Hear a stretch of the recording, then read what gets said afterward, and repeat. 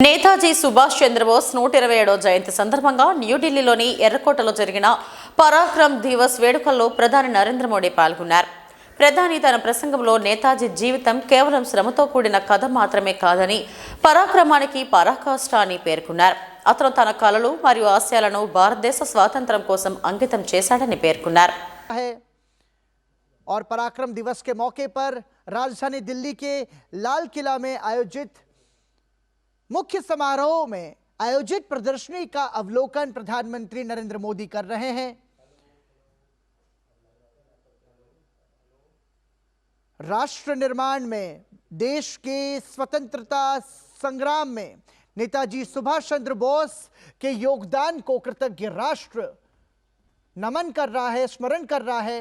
और भारत के प्रधानमंत्री नरेंद्र मोदी इस वक्त लाल किले में नेताजी सुभाष चंद्र बोस की जयंती के मौके पर आयोजित एक प्रदर्शनी का अवलोकन प्रयास किया जाता है इस तरह के कार्यक्रमों के माध्यम से पराक्रम. लेकिन गिरीश देखिए, भारत महान व्यक्तियों की धरती रही है और ये भारत का इतिहास रहा है. चाहे फिर वो भरत हो जो कि सिंह के मुंह में हाथ डालकर दांत गिनने की क्षमता रखता हो, या फिर महाराणा प्रताप, भगत सिंह, वीर शिवाजी, तमाम सारे ऐसे अनगिनत उदाहरण भारत की धरती के रहे हैं जो महावीर भारत में हुए हैं. ऐसे में बात करें सुभाष चंद्र बोस की जयंती को पराक्रम दिवस के रूप में मनाने की, या फिर जो 4 साहिबजादे थे उनकी महान शहादत को नमन करते हुए वीर बाल दिवस का आयोजन के रूप में मनाने की, तो ये जो तमाम सारी बातें हैं ये भारत की भावी पीढ़ी को बहुत बड़ा और बहुत व्यापक संदेश देती हैं. आप मानते हैं सर? बिल्कुल पराक्रम, आपने ठीक कहा, क्योंकि जिस तरह से काफी हमारे ऐसे स्वतंत्रता सेनानी थे जो कहीं ना कहीं गुमनामी का जीवन जी रहे थे, मतलब कि उनको लोग भूल चुके थे, ऐतिहासिक पन्नों में भी उनको शामिल नहीं किया गया था. लेकिन प्रधानमंत्री नरेंद्र मोदी ने उन तमाम ऐसे गुमनाम नायक जिन्होंने देश के लिए अपना सर्वोच्च निछावर कर दिया या देश के लिए अपना जो बलिदान दिया, उन ऐसे नायकों को ढूंढ कर उनके बारे में बताना लोगों को, तो कहीं ना कहीं अपने आप में एक बड़ी बात हो जाती है. क्योंकि जो हमारी आने वाली पीढ़ी है उसे कैसे पता चलेगा कि किस व्यक्ति ने, किस नायक ने क्या काम किया. जो अभी तक दिखाया जा रहा था वही लोग देख रहे थे, लेकिन अब पूरी तरह से इतिहास बदल रहा है. लोग अपने ऐसे गुमनाम नायकों के बारे में भी जान पा रहे हैं जिन्हें वो नहीं जानते थे. उनके ऊपर पुस्तकें लिखवाई जा रही हैं, उन्हें इतिहास के पन्नों में दर्ज कराया जा रहा है. इस तरह के कार्यक्रम आयोजित किए जा रहे हैं. चाहे यहाँ लाल किले की बात की जाए, चाहे मंडपम की बात की जाए, चाहे इंडिया गेट की बात की जाए, क्योंकि कभी किसी ने सोचा नहीं था इंडिया गेट के पीछे जो एक ऐसा स्थान जो खाली पड़ा हुआ था, वहां पर कभी नेताजी सुभाष चंद्र बोस की मूर्ति लगाई जाएगी. अब लोग वहां पर पहुंचते हैं, नेताजी को सैल्यूट करते हैं. तो अपने आप में प्रधानमंत्री नरेंद्र मोदी ने इन तमाम जो नेताजी हैं उनको कहीं ना कहीं लोगों के सामने एक अच्छी छवि के रूप में पेश करते हुए लोगों को याद दिलाया कि देखिए हमारे जो योद्धा, जो हमारे स्वतंत्रता सेनानी थे, उन्होंने का देश के लिए क्या योगदान था, उनको और उनके बारे में जानने के लिए ये इस तरह के कार्यक्रम प्रधानमंत्री नरेंद्र मोदी के नेतृत्व में देश भर में आयोजित किए जा रहे हैं. तो अपने आप में आज भी ऐतिहासिक ये क्षण होने वाला है, क्योंकि इस समय जो है लाल किले के अंदर कई हजार लोग इस कार्यक्रम का साक्ष्य बनने के लिए आ रहे हैं. लोग देखने के लिए इस कार्यक्रम को पहुंचे हुए हैं, क्योंकि लगता नहीं कि इस तरह का कार्यक्रम अभी तक लाल किले के अंदर के प्रांगण में कभी आयोजित हुआ होगा. हालांकि लाल किले के सामने बाहर के प्रांगण में जरूर कार्यक्रम आयोजित किए जाते हैं, लेकिन इस तरह के प्रधानमंत्री नरेंद्र मोदी जिस प्रदर्शनी का अवलोकन वो कर रहे हैं और उसमें हम देख रहे हैं कि नेताजी के संघर्ष से जुड़ी हुई तमाम सारी बातों का जिक्र किया गया है. साथ ही नेताजी सुभाष चंद्र बोस पर लिखी गई पुस्तकें भी हैं. तो थोड़ा सा हम ये समझना चाहेंगे कि ये जो पुस्तकें हैं, इन पुस्तकों का क्या कुछ महत्व है? देखिए, पुस्तकें जो है वो इतिहास बनाती है, और क्योंकि ये पुस्तकें जो आज हमारे सामने हैं शायद कभी सामने नहीं आई थी इस तरह से. कभी नेताजी के बारे में शायद इतनी पुस्तकें लोगों ने नहीं देखी होंगी, ना पढ़ी होंगी. लेकिन अब ऐसी पुस्तकें जो कहीं ना कहीं गुमनामी के अंदर थी उनको ढूंढा जा रहा है प्रधानमंत्री मोदी के नेतृत्व में, और उन पुस्तकों को सामने प्रदर्शित किया जा रहा है. इनमें काफी पुस्तकें ऐसी भी हैं पराक्रम जिसके अंदर खुद नेताजी ने जिन्होंने अपनी पुस्तकें लिखी थी, जो उनके उनके जो लिखे हुए लेख हैं वो इन किताबों में देखे जा सकते हैं। जिस तरह से किस तरह से स्वतंत्रता आंदोलन के अंदर उन्होंने अपनी चिट्ठियां लिखी थी, वो भी इन किताबों के अंदर देखी जा सकती हैं।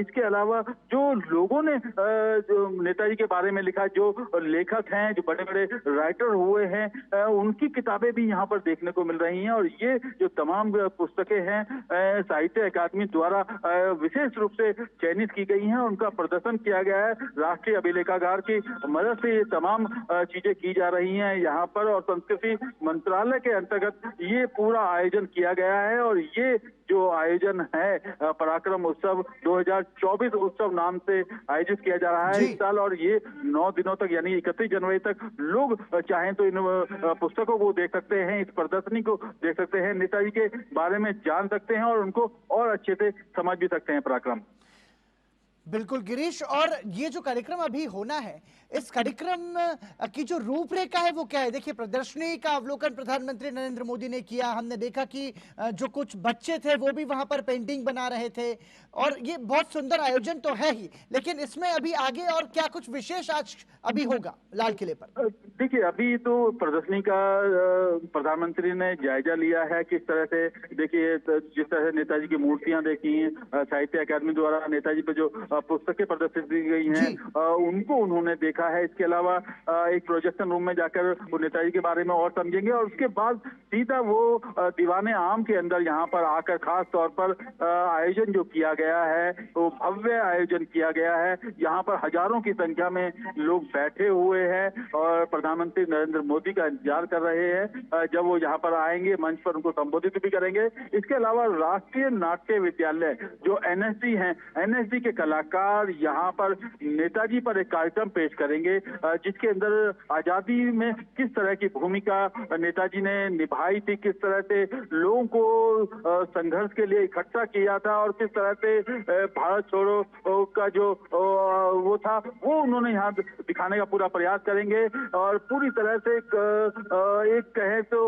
आज की शाम जो है पूरी तरह से नेताजी के नाम प्रधानमंत्री नरेंद्र मोदी ने की है, और भव्य रूप से यहाँ पे लाइटिंग की गई है। बहुत अच्छी तरह से यहाँ पर लाल किले को सजाया गया है, जगह जगह पर पूरी तरह से लाइटिंग की गई है, और नेताजी के जगह जगह पर यहाँ पर पोस्टर बैनर पूरे लाल किले के अंदर देखे जा सकते हैं। और हजारों की संख्या में लोग भी यहाँ पर आए हुए हैं जो नेताजी के बारे में जान रहे हैं, समझ रहे हैं, और अब से कुछ देर बाद यहाँ पर नेताजी के बारे में और अच्छे से जान और समझ पाएंगे लोग। जब प्रधानमंत्री नरेंद्र मोदी पहुंचेंगे तो उनके समक्ष एक नाट्य प्रस्तुति की जाएगी एनएसडी के कलाकारों द्वारा। तो अपने आप में आज का दिन ऐतिहासिक क्षण बन रहा है, क्योंकि 31 जनवरी तक लोग यहाँ पर आ सकते हैं, इन कार्यक्रमों को देख सकते हैं, प्रदर्शनी को देख सकते हैं। और इस समय पे जो है लोग तमाम बेसब्री से लोग इस समय इंतजार कर रहे हैं प्रधानमंत्री नरेंद्र मोदी ने अपने प्रदर्शनी के अवलोकन के दौरान जो नेताजी सुभाष चंद्र बोस की जो मूर्तियां वहां पर लगाई गई हैं उसको भी बहुत बारीकी से उसका वो निरीक्षण कर रहे हैं, उन मूर्तियों को वो देख रहे हैं। आपने मूर्तिकार से भी बात की थी, इन मूर्तियों की क्या खासियत है, हम समझना चाहेंगे।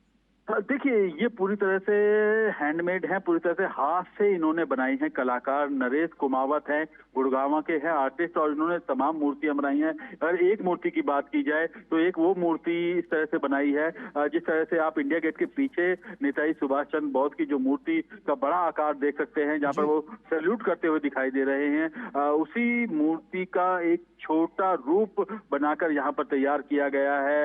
इसी तरह से मोरांग की एक मूर्ति बनाई गई है। अलग अलग जो नेताजी के रूप हैं, कहीं पर वो सैल्यूट करते हुए दिखाई दे रहे हैं तो कहीं उनके हाथ में तलवार दिखाई दे रही है। तो पूरी तरह से ये जो कुछ मूर्तियों का रूप दिया है, एक जगह तो इस तरह से पूरी मूर्ति बनाई गई है, काफी कम से कम 20 फीट ऊंची वो मूर्ति है, जिसके अंदर नेताजी जो है गार्ड का निरीक्षण कर रहे हैं। सामने पूरी उनकी आजाद हिंद फौज खड़ी हुई है और उस पूरी गार्ड का वो निरीक्षण करने के लिए पहुंचे हुए हैं। गार्ड उनको सलामी दे रही है और नेताजी सुभाष चंद्र बोस उस गार्ड का निरीक्षण कर रहे हैं। तो कहीं ना कहीं एक गार्ड ऑफ ऑनर का पूरा दृश्य दिखाने का प्रयास किया गया है। कलाकार ने बहुत ही सुंदर तरीके से इन्हें एक रूप दिया है, जो मतलब कि हर मूर्ति अपने आप में एक कहानी बयां करती है।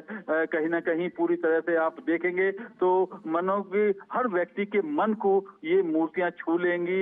ऐसा लगता है कि मूर्तियां अभी बोल पड़ेंगी, अपनी जो ऐतिहासिक कहानी है वो बयां कर रही हों। इस तरह से मूर्ति के अंदर पूरी जान डाली है कलाकार नरेश कुमावत ने, जो गुड़गांव के हैं, और मतलब कि यहाँ पर आकर एक अलग माहौल इस समय देखने को मिल रहा है। पराक्रम गिरीश, नेताजी सुभाष चंद्र बोस एक ऐसा व्यक्तित्व जिन्होंने भारत की स्वतंत्रता के लिए अद्वितीय योगदान दिया, और शायद उनकी इस योगदान को ही पराक्रम दिवस के रूप में मनाया जा रहा है।